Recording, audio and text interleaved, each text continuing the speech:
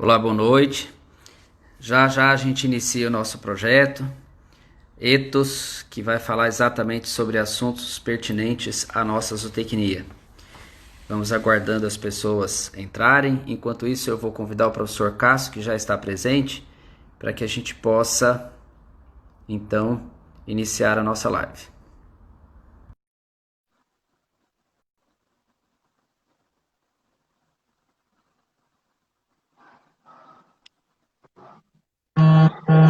Oi, Cássio, boa noite.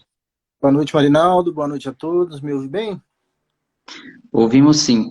Só está um pouquinho escura a sua imagem, mas dá para te ver perfeitamente bem. Bom, essa é a condição aqui que eu tenho no momento. Eu acho que Não tem problema, posso aí para manter assim, tá? tá tranquilo. Muito bem.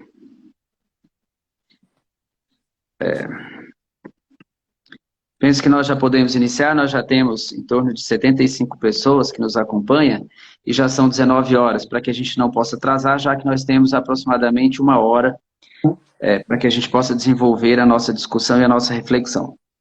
Novamente, boa noite, eu sou Marinaldo Divino Ribeiro, zootecnista, professor na Universidade Federal de Goiás e hoje presidente da Associação Brasileira de Zootecnistas. Em nome da nossa entidade, eu quero cumprimentá-los, desejá-los boas-vindas e espero que possamos fazer uma interação que promova o bem comum da nossa zootecnia. Como mais um dos projetos das ações da Associação Brasileira de Zootecnistas, nós lançamos na sexta-feira e iniciamos hoje um ciclo de lives através de um projeto chamado Ethos.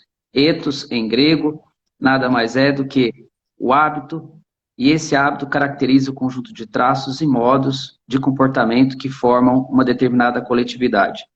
E a ideia é exatamente refletir, a partir desse conceito, sobre o fazer em zootecnia e o ser zootecnista, para que juntos nós possamos construir pensamentos, conceitos e forma de agir de forma coletiva e interativa, mas em benefício da nossa zootecnia brasileira. O projeto de lives, chamado ETO, acontecerá sempre às terças-feiras, no mês de agosto e setembro, às 19 horas, através do Instagram da ABZ, com o endereço @abzzootecnistas.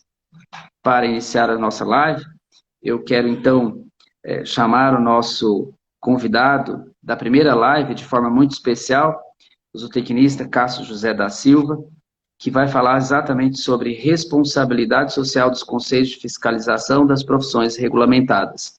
O professor Cássio, além de zootecnista, é mestre e doutor em zootecnia pela Universidade Federal de Viçosa.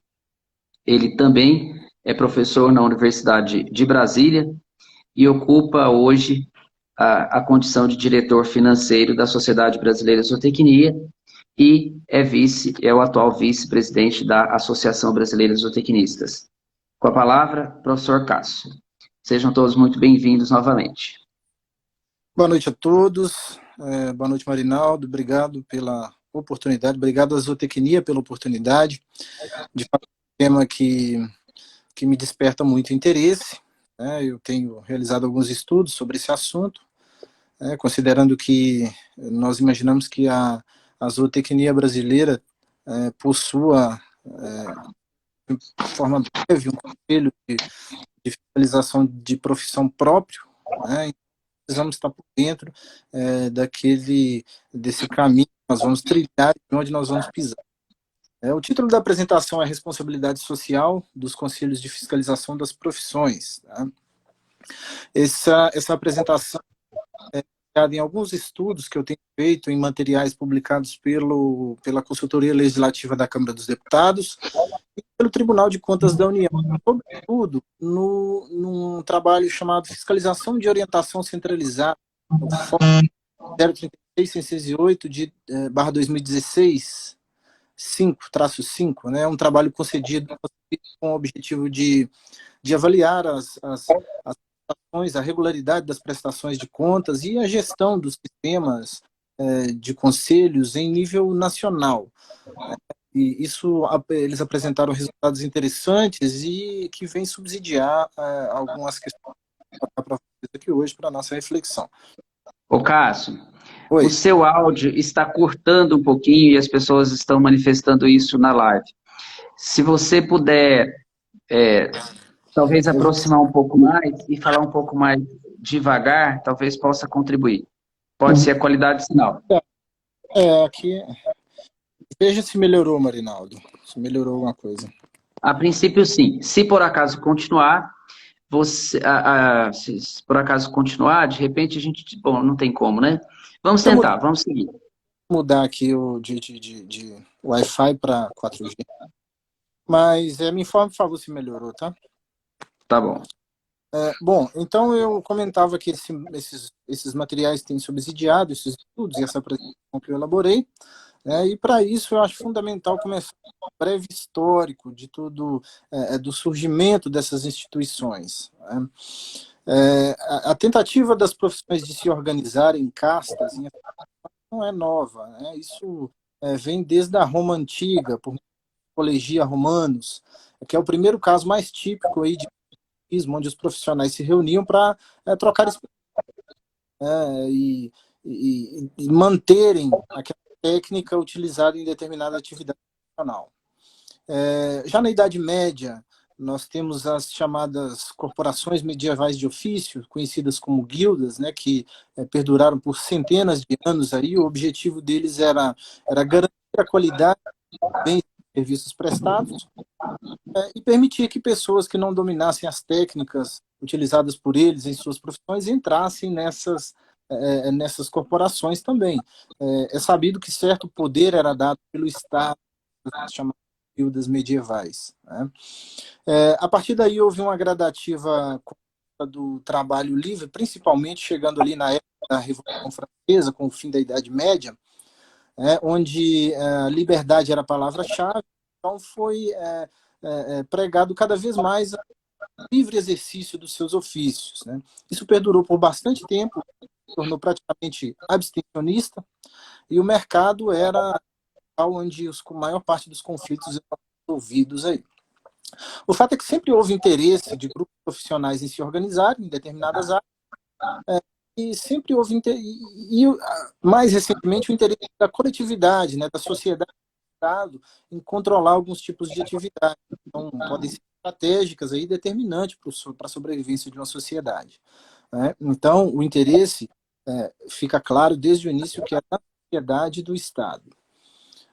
Nós podemos evidenciar isso claramente nas constituições brasileiras, né? Na primeira Constituição do Brasil Império, em 1804, não era pregado nenhum tipo de restrição, era pregado, ao contrário, a liberdade de trabalho. Então, na segunda Constituição, conhecida como Constituição da República, foi mantido a liberdade de trabalho, né, a pena de trabalho.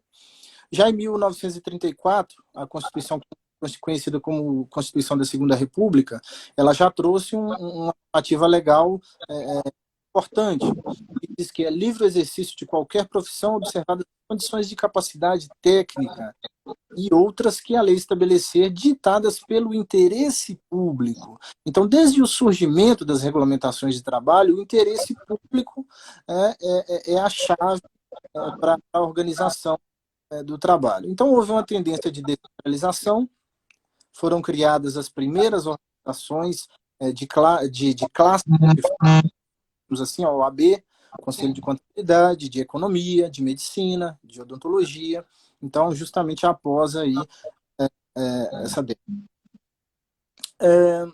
A Constituição de 88, que é a última Constituição, a Constituição atual, ela manteve esses termos, né, pequenas alterações. Ela diz que é livre o exercício de qualquer trabalho, profissões atendidas às qualificações profissionais que a lei estabelece no artigo 5º, bem conhecido, e compete privativamente legislar sobre a organização do Sistema Nacional do Emprego e condições para o exercício das profissões. Como que a União encontrou, qual meio que a União encontrou para realizar essa organização do sistema? Através da criação dos conselhos de fiscalização das profissões, da atividade profissional, mediante as leis próprias de cada conselho. Então, essa é uma atribuição dada pelo Estado para que sejam defendidos os interesses da sociedade, para que a sociedade seja protegida, né, de danos causados por maus profissionais, eventualmente. E aí que começa a confusão, digamos assim. Bom, se nós estamos falando de instituições criadas por atribuição do Estado, mas com caráter público, elas devem ser regidas por princípios constitucionais que regem todos os entes públicos. Que princípios são esses? Moralidade, impessoalidade, legalidade, concurso público, eficiência, licitação. São princípios éticos e morais aí que devem reger o serviço público, né?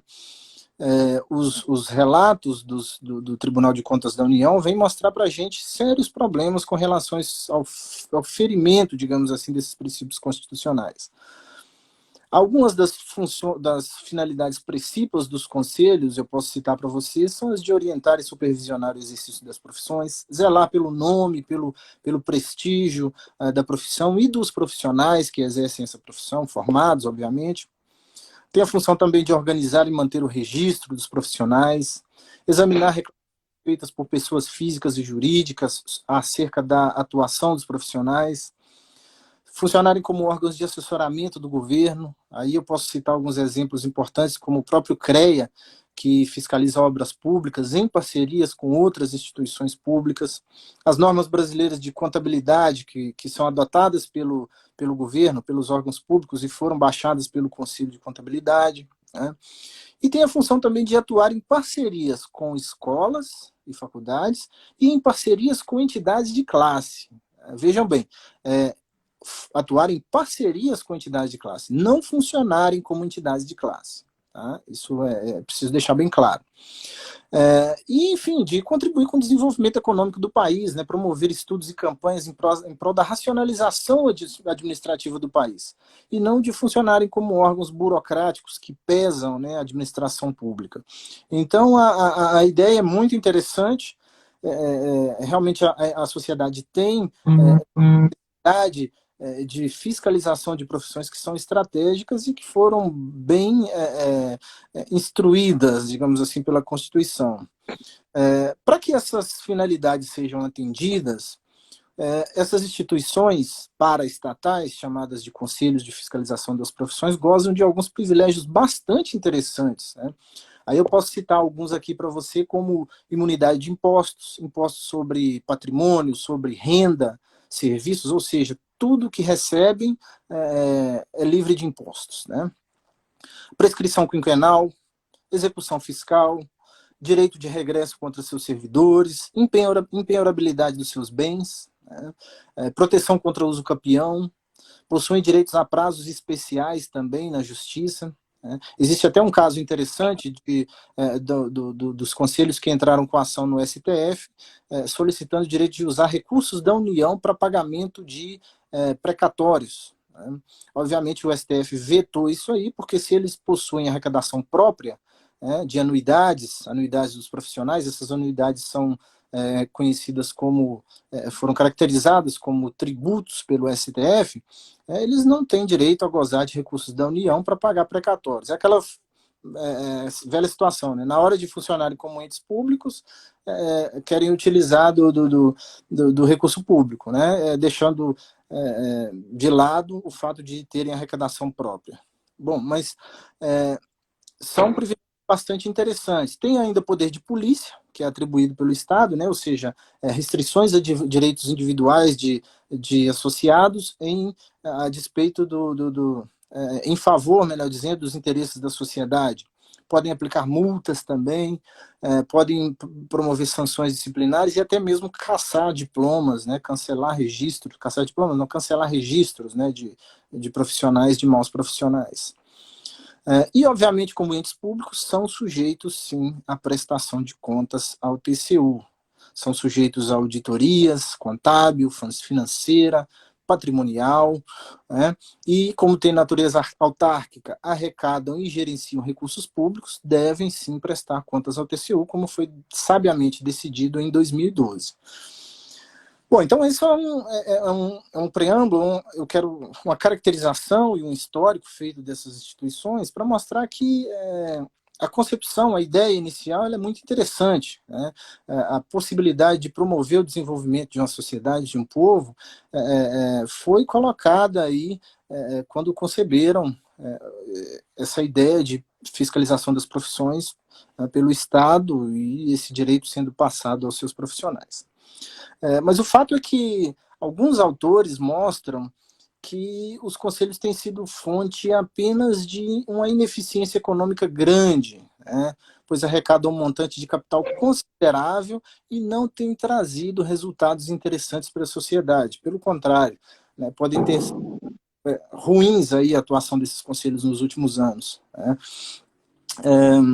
Então, tem um conhecido que cita que a regulamentação estatal de profissões não tem como assegurar a competência do profissional regulamentado, né? Pois os conselhos criados e protegidos pelo governo para exercer essa função são compostos pelos próprios profissionais, né? Então há uma tendência, um grande incentivo ao corporativismo e à criação de barreiras à entradas de concorrentes, né? Então são críticas iniciais que são feitas a esse sistema devido à sua atuação nos últimos anos, ou melhor, desde a sua criação, né?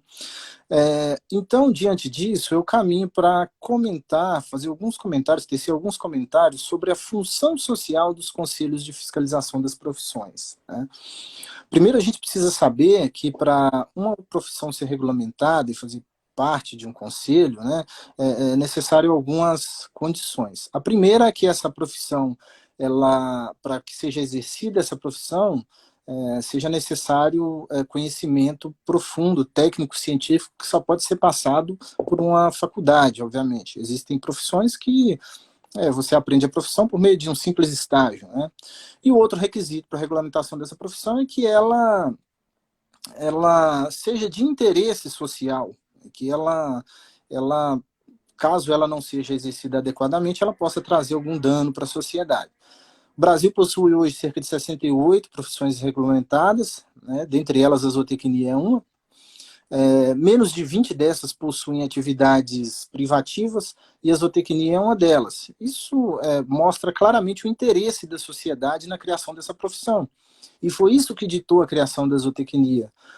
Na época, produtores rurais, agrônomos, veterinários, né, identificaram que era necessário uma profissão exclusiva para exercer a zootecnia, que detesse o conhecimento pleno a respeito da zootecnia. Se não fosse isso, a zootecnia não precisaria ter sido criada, né? Hoje, os agrônomos e veterinários ainda têm o direito, por lei, de exercer a zootecnia, mas todos nós sabemos que são profissões completamente diferentes, né? Medicina veterinária é uma profissão da área de saúde, focada em clínica, em saúde, basicamente, e agronomia voltada para a produção vegetal. Então, nós temos o produtor, a sociedade civil, ela tem que saber que são profissões diferentes, né? Cabe nós da ABZ e as escolas de zootecnia divulgar isso aí, para o produtor saber que quando ele está contratando um veterinário ou agrônomo para exercer a zootecnia, o conhecimento pleno a respeito da zootecnia não está lhe sendo passado na maioria das vezes, né? A doutrina acerca de regulamentação profissional, que é apresentada nos livros de direito de trabalho, ela é clara, né? Ela afirma que para se regulamentar uma profissão, importa considerar a prevalência do interesse público sobre o de outros grupos ou de segmentos, e aí criando, então, mais que direitos, deveres sociais de proteção à coletividade. Então, isso mostra claramente a importância da profissão de zootecnia, de zootecnista, né? Existe um professor muito conhecido na área de direito, Celso Ribeiro de Bastos.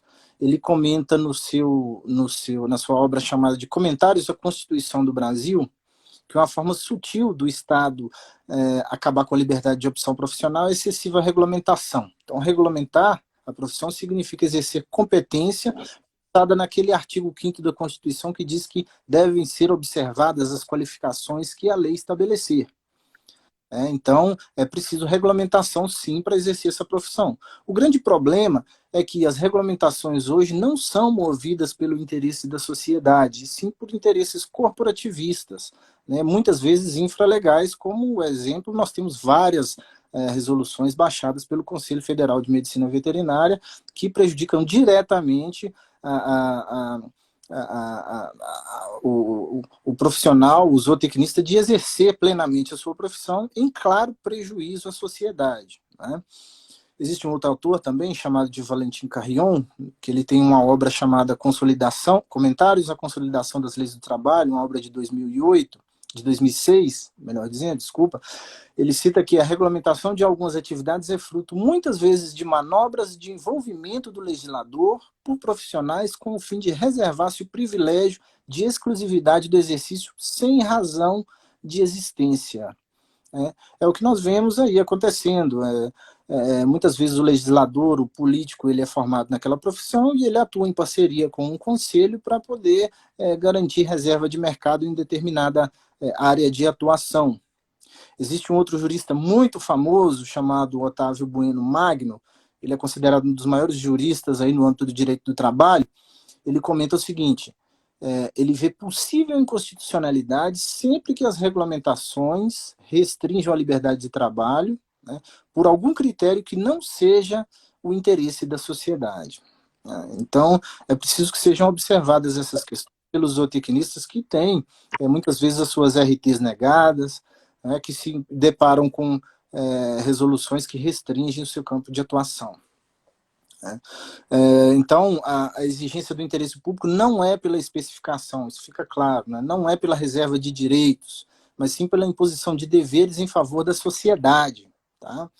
É importante que isso fique claro para todos os profissionais quando tiverem seus direitos negados. Então, essa confusão de papéis aí dos conselhos de fiscalização, né, atuando de modo corporativo, apenas em defesa dos seus filiados, em claro prejuízo da sociedade, é péssimo para o desenvolvimento da nação. Esse prejuízo, ele é intensificado muitas vezes pela má gestão. Tem uma apresentação do Tribunal de Contas da União, de 2016, que foi apresentada pelo ministro substituto Éder de Oliveira, onde foi realizada uma pesquisa de auditoria uma pesquisa em trabalhos de auditoria em 535 conselhos, né, de fiscalização. Mais ou menos 95% deles responderam a essa pesquisa. Eles identificaram que, dados alarmantes, 58% não divulgam metas sobre programas e ações, 68% não divulgam deliberações de resoluções e atos. Imagina, o nível de transparência, 68% deles não divulgando deliberações de atas, deliberações, resoluções e atas, né? 84% não divulgam valores de repasses referentes a convênios que eles celebram. 90% não divulgam histórico de despesas dos últimos 3 anos. 80% não divulgam valores de diárias pagas, não divulgavam valores de diárias pagas aos conselheiros. 58% não divulgavam data, local e horário de reuniões. 88% não divulgavam informações sobre contratos na íntegra. E a conclusão do ministro é que existia uma baixíssima transparência e pouquíssima divulgação das informações. Existe um outro trabalho interessante que eu citei no início, que é a fiscalização de orientação centralizada, né, que foi apresentada em sessão ordinária do plenário do TCU em 17/7/2019, que trouxe algumas questões muito importantes e que cabe uma reflexão da sociedade. A Associação Brasileira de Zootecnistas tem feito essa reflexão para que ela saiba onde está pisando por ocasião da eventual criação de um conselho próprio. O ministro Éder de Oliveira ele começa dizendo que conselhos não são associações nem sindicatos destinados a atuar na defesa de interesses corporativos. Ao contrário, tem o dever de atuar em defesa da sociedade. Né? Então, ressaltando tudo que eu comentei no primeiro momento. O TCU, ele afirmou que o TCU recebeu diversas denúncias de cidadãos e o que me chamou a atenção, principalmente de conselheiros e ex-conselheiros. Essas denúncias, quando eu li, eu caracterizei como verdadeiras irregularidades e abusos administrativos. Tá? Isso é um trabalho feito considerando 559 conselhos de fiscalização, federais e regionais, com mais de 8 milhões de profissionais inscritos. Então, quais eram essas denúncias? Denúncias de valores excessivos de diários recebidos, má destinação de recursos, uso de transferências de recursos dos federais para os regionais com clara intenção de influenciar pleitos eleitorais, concursos e contratações irregulares.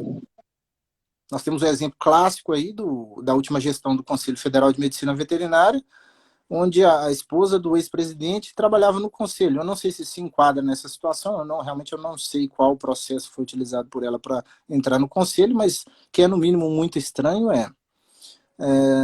licitações com vícios e suspeitas de fraude, a clara intenção de burlar a natureza honorífica dos cargos de conselheiro e diretores, aí, mediante recebimento de remunerações disfarçadas. Né? Então, práticas claramente abusivas, né? E até mesmo falta de transparência em processos disciplinares.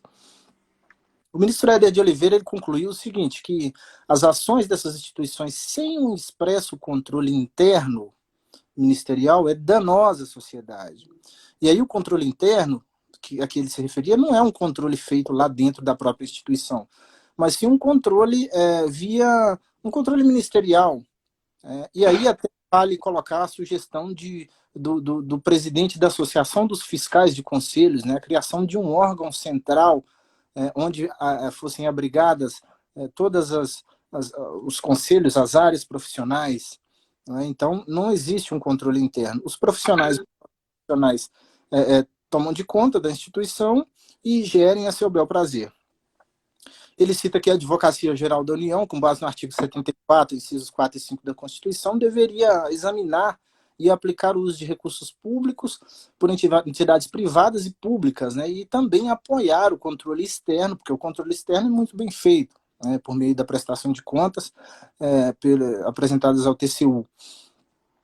Ele deixou claro que há uma necessidade grande de rever os marcos legais. Eu lendo mais sobre isso, eu verifiquei que tem alguns conselhos que o federal é uma autarquia, os regionais são todas autarquias individuais. Alguns outros conselhos funcionam como uma única autarquia. O CREA de São Paulo, por exemplo, tem 350 conselheiros. A Ordem dos Músicos do Pará, do Acre, segundo citado pelo ministro Benquerê, tem apenas 2 ou 3 funcionários. Então, é uma falta de padronização muito grande. Né?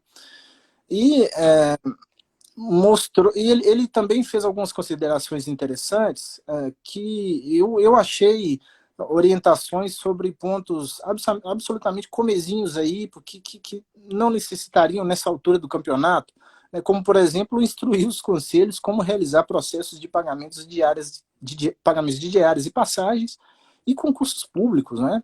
Então, mostra que erros primários têm sido cometidos. E, por fim, recomendou à AGU que realize auditorias nesses conselhos. Eu não posso deixar de citar algumas considerações feitas na mesma sessão pelo ministro Alton Alencar Rodrigues, bastante contundentes e que eu achei interessante citar aqui, né? Que desde 2014, quando foi publicado um material chamado de Orientações aos Conselhos de Fiscalização das Profissões, um material de 140 páginas, está disponível aí na internet para quem quiser ver, ele cita que houve uma sensível evolução dos conselhos, mas evolução para o mal, para pior. Né? Os conselhos eles se tornaram núcleos de realização de política de classe e colocam um dado que eu acho alarmante, que dos 4 bilhões de reais arrecadados em 2018, apenas 9% foram destinados à fiscalização das profissões. Palavras do ministro Alton Alencar, abre aspas, o restante foi destinado para pagar festas, pagar escritório de advogado, pagar lobby político junto ao Congresso Nacional para aprovação de leis para garantir reserva de mercado de trabalho. Né? Aí eu posso citar aqui uma questão interessante que aconteceu com a zootecnia brasileira, quando foi apresentado um projeto tratando de bem-estar animal ao Congresso Nacional. nesse projeto de lei, o Conselho Federal de Medicina Veterinária mentiu, falando que havia ouvido a ABZ para a elaboração desse projeto.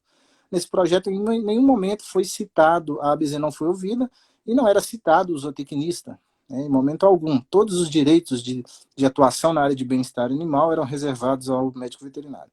Nós conseguimos interceptar esse projeto e comentamos com o gabinete sobre essa mentira, reorganizamos, inserimos os zootecnistas em vários itens do projeto.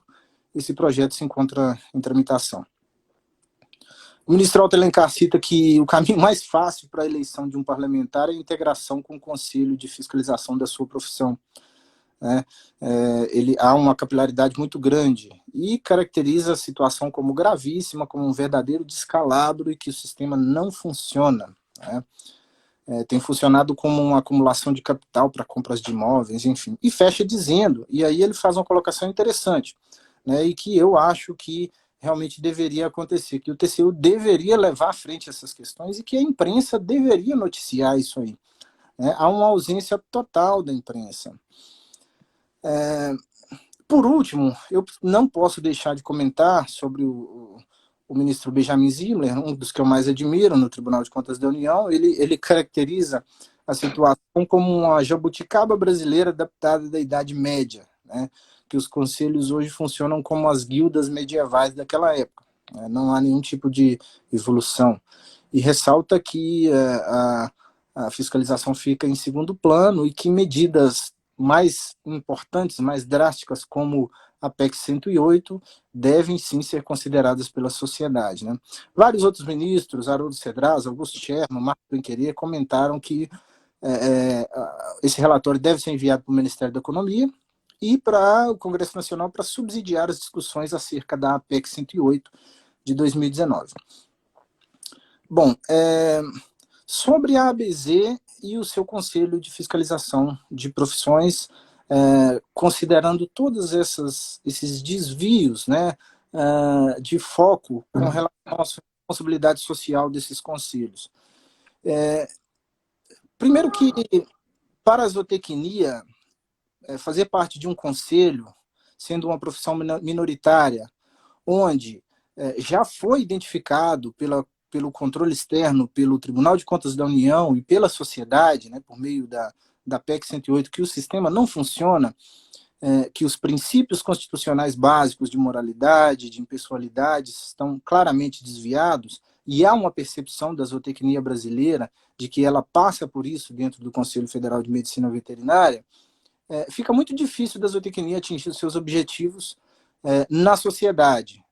A sociedade fica claramente prejudicada por não ter esse profissional atuando de maneira plena, a despeito de uma outra profissão. Então, a criação, sim, de um conselho próprio, e talvez um conselho próprio da zootecnia, talvez não.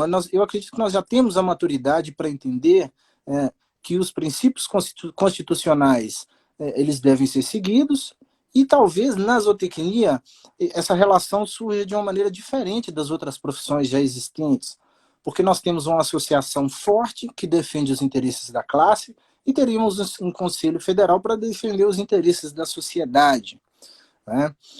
Realmente é muito difícil de você convencer um zootecnista que atua com avicultura, com apicultura, em parques de exposição, a se inscrever num conselho de medicina veterinária onde ele não consegue uma anotação de responsabilidade técnica. Como é que eu vou convencer esse cara a se inscrever? Para quê? Apenas para pagar anuidade e que essa anuidade vá para fins, como dito pelo ministro, que não são de fiscalização, já que apenas 9% é aplicado em fiscalização, né? É sabido que alguns conselhos têm aí centenas de funcionários para administrativos e apenas 2 ou 3 aí destinados à fiscalização. Então, é importante citar que a zootecnia ela é uma profissão consolidada, né? Vários profissionais ocupam cargos importantes no mercado de trabalho, é uma profissão que tem crescido cada vez mais e que certamente contribuiu muito para o avanço da agricultura, da agropecuária nacional. 52 anos, coincide com a maior época de expansão da agropecuária nacional, né? E que, infelizmente, vem sendo atacada, agredida pelo Conselho Federal de Medicina Veterinária. Eu não sei, sinceramente, qual é o motivo, se é pelo fato do Brasil ter metade dos veterinários do mundo. Aqui no meu estado, por exemplo, Distrito Federal, um quadrado de 100 por 50, você tem acho que 5, 6 cursos de medicina veterinária. Eu não sei se é o medo da livre concorrência, qual que é o problema, né? Mas o fato é que os profissionais zootecnistas são os profissionais mais capacitados a atuarem na área de zootecnia. Então, resta claro que é preciso uma legislação moderna e eficaz, é preciso a criação de um sistema de controle interno eficaz para que seja alterada a gestão desses conselhos de fiscalização das profissões, né? Para que eles não funcionem como um sindicato. Eu, nas minhas apresentações, eu já tenho chamado o Conselho Federal de Medicina Veterinária de Sindicato Federal de Medicina Veterinária pelo fato das suas características de atuação, né? Se enquadra muito mais como um sindicato.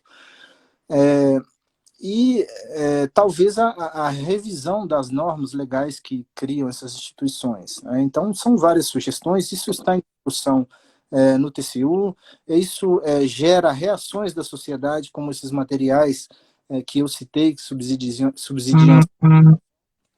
e até a própria PEC 108, que é uma clara reação da sociedade ao desvio das funções sociais dos conselhos de fiscalização das profissões que têm funcionado como instituições burocráticas que pesam a sociedade.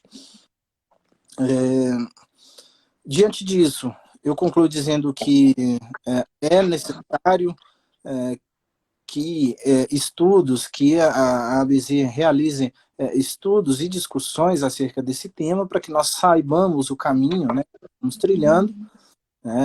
Já há uma maturidade suficiente para isso, e que na situação de um futuro conselho, a atuação da ABZ e a atuação de um futuro conselho de classe da profissão, elas sejam diferentes. O que nós queremos é que seja cada vez mais diferente a atuação de um conselho profissional e de uma associação de defesa dos interesses da classe. Bom, basicamente é isso que eu tinha para comentar, Marinaldo. E agora eu estou à disposição para perguntas, para discussão, já que o tempo aqui no Instagram é limitado. Ok, professor Cássio, muito obrigado, meu caro vice-presidente. Obrigado pelas palavras, pela bela reflexão que fez acerca do tema proposto. Certamente, os conselhos, eles se desvirtuaram da sua função para os quais foram criados. Embora as pessoas que estão acompanhando a nossa live, esse debate, essa reflexão, possam fazer as suas contribuições, as suas manifestações no chat, podem também fazer as perguntas e, na medida do possível, a gente vai fazer essas perguntas. Independentemente das perguntas vindas, eu quero fazer algumas perguntas, né, fazer algumas provocações a você, como nosso debatedor, que tem profundo conhecimento do tema, para que a gente possa ampliar esse debate e essa reflexão.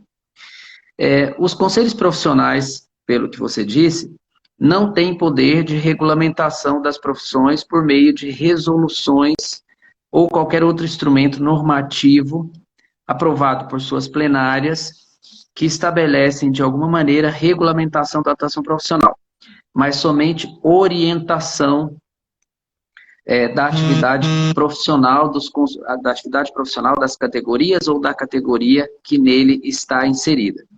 Eu estou correto nessa interpretação ou os conselhos têm sim algum tipo de prerrogativa, ainda que mínima, de estabelecer regulamentação da atuação profissional? Falo assim por quê? Porque no nosso entendimento, o que regulamenta o exercício profissional são as leis que criam e regulamentam as profissões. E, por consequência, se paira a necessidade de fazer algum tipo de interpretação da lei que cria a profissão e que regulamenta a profissão, que se tem, então, um decreto-lei, um expediente aprovado no Congresso Nacional e no Poder Executivo, que, de fato, regulamente. Eu estou certo ou estou equivocado? Se você puder, por favor, faça mais algum comentário nesse sentido. A grande questão, Marinaldo, é o que move a maneira como os conselhos orientam o exercício das profissões. Não tem sido por demanda da sociedade. Não tem sido por demanda da sociedade. Um, um enfermeiro cometeu um crime exercendo a sua profissão e houve um processo de denúncia, foi instaurado um inquérito contra ele, ele respondeu. Não. O que tem movido é a garantia de reservas de mercado de trabalho. Isso não é atribuição do Conselho de Fiscalização da Profissão. Quando ele é movido por garantia de reserva de mercado de trabalho, ele pega uma legislação federal, engaveta ela e coloca uma resolução muito maior do que a própria lei. Eu não sei se por desconhecimento ou o que acontece, alguns juízes dão ganho de causa para o fato é que qualquer norma movida pelo Conselho, publicada pelo Conselho, ela deve ser baseada na legislação vigente. A partir do momento que ele funciona como uma entidade sindical, uma entidade de classe, o que a gente precisa ter em mente? Que já está claro, o sistema não funciona. Ele não funciona da forma como que ele tem concebido. Então, nós entendemos que a regulamentação dessa forma que ela é feita, ela é completamente inconstitucional. A maior parte dessas resoluções, elas não são nem infralegais, elas são inconstitucionais, porque não são movidas por interesse da sociedade. Não sei se respondi, mas eu acho que o caminho é esse aí. Tá? Sim. Cássio, qual é o poder de influência dos conselhos profissionais perante órgãos que têm o poder de regulamentação de determinadas áreas do agronegócio, como é o caso do Ministério da Agricultura, Pecuária e Abastecimento, como é o caso, por exemplo, do Conselho Nacional de Controle de Uso de Animais em Ambientes de Ensino e Pesquisa, as secretarias estaduais de agricultura ou as equivalentes agências de defesa sanitária, etc. O poder de influência é enorme, Marinaldo. O poder de influência é enorme. Isso não é nem provado por exemplos. A zootecnia é uma profissão que sofre isso diretamente, mas isso já foi descrito lá em 2006 por Valentim Carrion. Ele citou, eu acabei de citar isso aqui, a regulamentação de algumas atividades é fruto de manobras de envolvimento do legislador por profissionais dos conselhos a fim de reservar a exclusividade do exercício sem autêntica razão da existência. É nesse ponto que o Otávio Bueno Magno ele vê possível inconstitucionalidade. Então, isso acontece direto. Para você ter ideia, o próprio Conselho Federal de Medicina Veterinária, é o que eu tenho mais exemplos de ações, a meu ver, indevidas, digamos assim, nomeou para uma comissão, um grupo de trabalho, para tratar sobre experimentação animal, integrantes do próprio Conselho Nacional de Controle de Experimentação Animal. Então, é um envolvimento direto, o poder de influência é muito grande, e essas resoluções baixadas, na maioria das vezes, não são de interesse da sociedade, mas simplesmente para garantir reserva de mercado de trabalho. Você também, na sua exposição, disse que os conselhos de classe, de maneira geral, atuam como se fossem sindicatos. E fundamentalmente defendendo os interesses dos profissionais e não protegendo a sociedade, como é o fim princípio da existência dos conselhos. O que é funcionar como órgão de classe? Os conselhos funcionar como órgãos de classe, no seu entendimento? Uma questão, funcionar como órgão de classe, no meu entendimento, quando quando os princípios éticos que regem as instituições públicas são esquecidos, como a moralidade, a impessoalidade, a transparência, são deixados de lado, e quando o Estado dá poder a pessoas comuns que não realizaram concurso público, que vão atuar em defesa, que não sabem diferenciar a defesa da sociedade, da defesa dos interesses próprios, essa confusão acontece. Os conselhos tendem a atuar como entidades de classe. É o que a gente percebe claramente, um órgão de natureza autárquica pública, né, que é administrado pelos profissionais que deveriam fiscalizar a própria profissão, com aqueles direitos legais que eu citei lá atrás, né, de empenhorabilidade dos bens, de não pagar impostos, de pouca fiscalização. Imagina, ficar de 2002 a 2012 sem prestar contas ao TCU, né? Você tem privilégios jurídicos muito grandes, então você tem todas as condições necessárias para que os conselhos passem a atuar como sindicatos, interesses próprios e deixem o interesse da sociedade, né? Por exemplo, um profissional que atua de maneira que cometa equívocos, né, na execução no cálculo de uma ração, em uma cirurgia, por exemplo, pontes caindo, prédios caindo, essas questões ficam em segundo plano, né? Você praticamente não vê a atuação dos conselhos aí. E é o que tem acontecido de maneira quase que generalizada nos conselhos brasileiros, né? Inclusive isso aconteceu também até na França, né? É citado nesse processo do TCU, a Corte de Contas francesa atuou severamente contra alguns conselhos de odontologia nesse sentido. Bem parecido com os casos brasileiros. Eu não sei se eu expliquei, mas é isso. As condições, né, fazem com que eles atuem assim. Justamente, Marinaldo, só para complementar, essas condições, elas são cedidas se você for movido por princípios constitucionais de ética, moral, impessoalidade, né, tudo acontece direitinho. Se você não é movido por isso, você se afasta, e, somado a tudo isso, não há nenhum tipo de controle interno.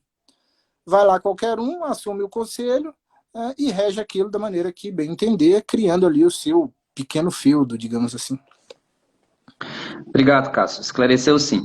Eu tenho aqui algumas contribuições, por exemplo, do Luciano Piovesani, do Guilherme Minsen e da Gigi, que era o nome que estava ali, assim como da Annelise, a Elise. A Elise mencionou que, só um minuto que eu vou buscar, no artigo 16 da Lei 5.517, a linha F, certamente ela se refere à condição do Conselho Federal de Medicina Veterinária de expedir resoluções que se tornarem necessárias a fé, interpretação e execução da presente lei, mas da Lei 5.517 e não da Lei 5.550. Portanto, ela se restringe única e exclusivamente à medicina veterinária, e não à zootecnia como categoria nesse conselho albergado por força de lei.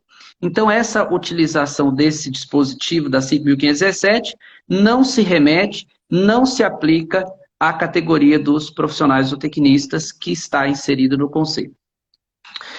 O Luciano Piovesani, me perdoe se eu falei o nome errado, mas ele fez excelentes contribuições nos comentários, e em um deles ele disse que os conselhos criam superestruturas e de alto custos, né, à custa de altos valores cobrados dos profissionais.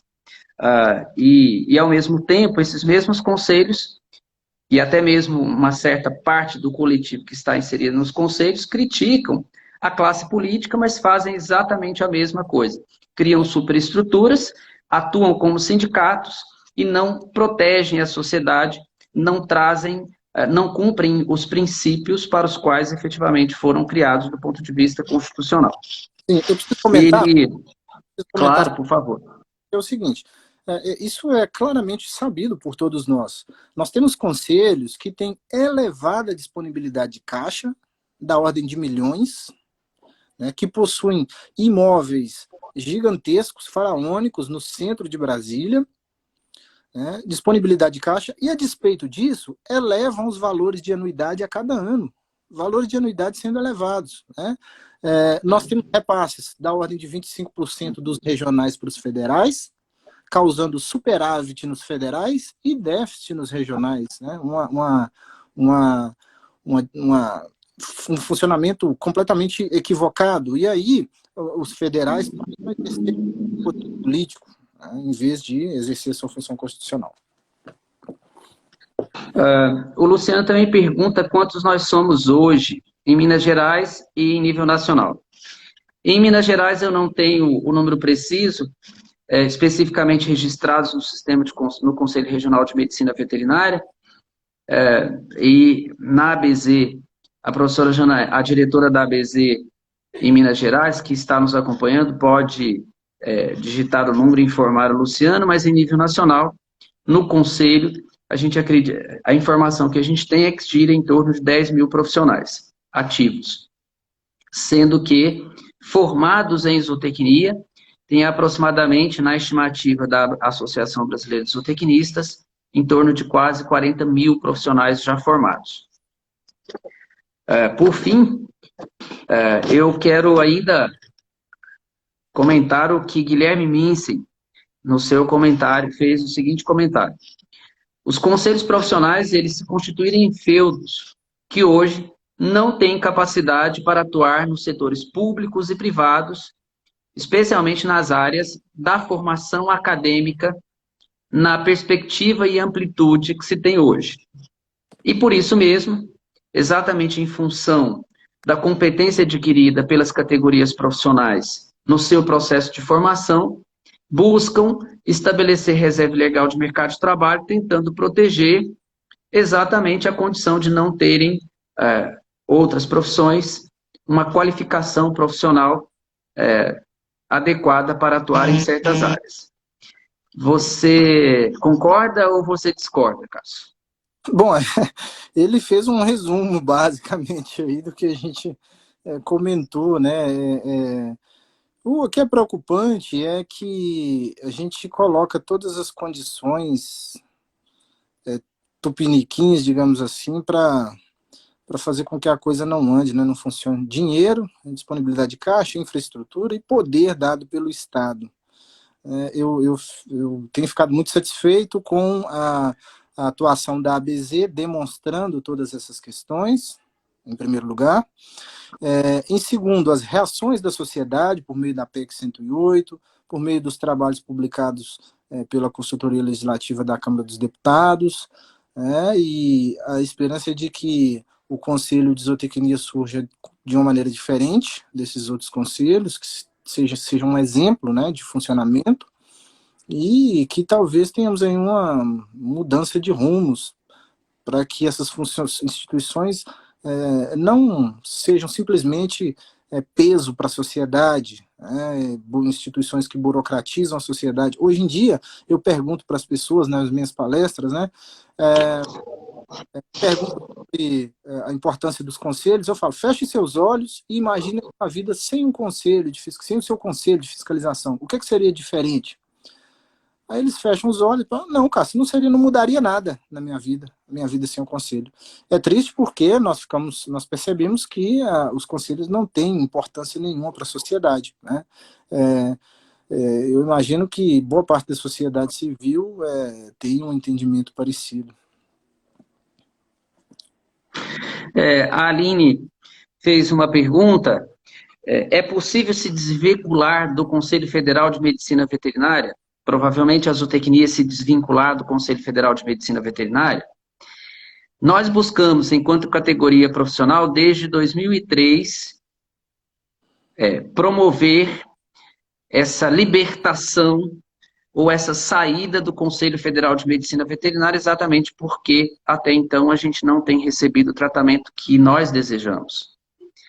A gente ainda não obteve sucesso, mas a gente continua na empreitada, com projetos, com projeto e articulação necessária para que nós possamos viabilizar essa condição. É possível? É possível, mas depende da capacidade dos zootecnistas se organizarem em torno da Associação Brasileira de Zootecnistas, se articularem nas instâncias cabíveis para buscar o apoio necessário a essa desvinculação. Recentemente, provavelmente, muitas pessoas tiveram a oportunidade de ter conhecimento da nota pública do CFMV, em que ele manifesta publicamente a perspectiva de apoiar a iniciativa de criação do Sistema Conselho Federal e Regionais de Zootecnia. E nós queremos esse apoio, nós desejamos esse apoio e vamos buscar esse apoio dentro dessa perspectiva. Cássio, por favor, pode complementar se você julgar pertinente. Exatamente isso. O próprio Conselho ele manifestou que, se for interesse das entidades que representam, foi colocado assim, né, a entidade que representa os zootecnistas é a ABZ, como colocado pelo presidente, tem esse interesse. e dos zootecnistas inscritos, né? A ABZ, então, ela tem todo o interesse, isso foi colocado também em nota e esperamos que, a partir de agora, essa relação de desgaste insustentável, no meu ponto de vista, né? As esperanças acabam rapidamente após a eleição de uma nova gestão do Conselho Federal, a gestão de melhoria dentro do sistema, né? Gestão pior atrás de gestão pior para a zootecnia, né? E aí o que a gente espera é que realmente essa desvinculação aconteça em breve, né? A ABZ já tem minutas de projetos de lei que podem ser colocadas na mesa para essa discussão a qualquer momento, e é o que a gente espera agora, a manifestação oficial do CFMV, né? Nós já colocamos isso para que sejam discutidas e dados encaminhamentos para isso. E lembrar a você, Cássio, a todos os que nos acompanham na live, de que a ABZ e o coletivo de zootecnistas não é contrário à atuação de qualquer outro profissional que tenha conhecimento, que tenha competência adquirida em atuar na criação, conservação, preservação e produção animal. O que nós desejamos é pura e simplesmente ter tratamento adequado, especialmente que não exista instrumentos normativos inconstitucionais e legais que limitem o zootecnista concorrer livremente pelos postos de trabalho na sua própria área de competência, de formação, seja ainda na graduação, ou seja pela expertise adquirida ao longo do processo de atuação profissional.